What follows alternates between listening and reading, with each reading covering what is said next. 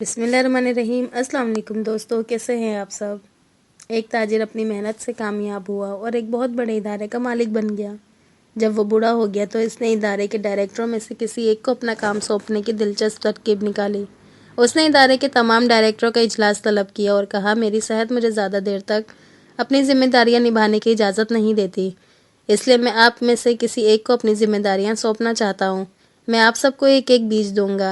اسے بونے کے 1 سال بعد آپ اس کی صورتحال سے مطلع کریں گے، جس کی بنیاد پر میں اپنی ذمہ داریاں سونپنے کا فیصلہ کروں گا۔ کچھ عرصے بعد سب ڈائریکٹر اپنے بیج سے اگنے والے پودوں کی تعریفیں کرنے لگے، سوائے زید کے جو پریشان تھا۔ وہ خاموش رہتا اور اپنی خفت کو مٹانے کے لیے مزید محنت سے دفتر کا کام کرتا رہا۔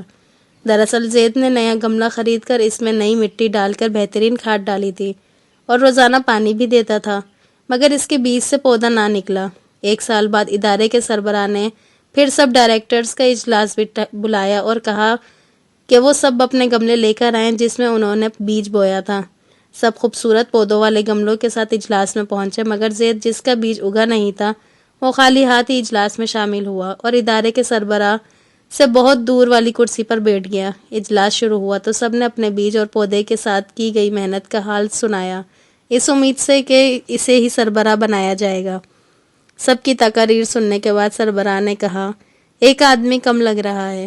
اس پر زید جو ایک اور ڈائریکٹر کے پیچھے چھپا بیٹھا تھا، کھڑا ہو کر سر جھکائے بولا، جناب مجھ سے جو کچھ ہو سکا میں نے کیا، مگر میرے والا بیج نہیں ہوگا۔ اس پر کچھ ساتھی ہنسے اور کچھ نے زید کے ساتھ ہمدردی کا اظہار کیا۔ چائے کے بعد ادارے کے سربراہ نے اعلان کیا کہ اس کے بعد زید ادارے کا سربراہ ہوگا۔ اس پر کئی حاضرین مجلس کی حیرانی سے چیخ نکل گئی۔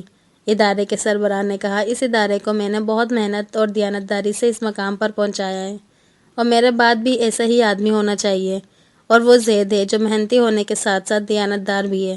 میں نے آپ سب کو ابلے ہوئے بیج دیے تھے جو اگ نہیں سکتے تھے، سوائے زید کے آپ سب نے بیج تبدیل کر دیے۔ اے بندے، مت بھول کہ جب کوئی نہیں دیکھ رہا ہوتا تو پیدا کرنے والا دیکھ رہا ہوتا ہے، اس لیے دیانت کا دامن نہ چھوڑ۔ تو دوستو، آپ کو ویڈیو کیسی لگی لازمی بتائیے گا، جنہیں پسند آئی ہو تو لائک لازمی کریے گا، اور جو میرے چینل پہ نیو ہیں تو پلیز سبسکرائب کیے بنا نہ جائیے گا۔ انشاءاللہ پھر ملتے ہیں نیکسٹ ویڈیو میں، تب تک کے لیے اللہ حافظ۔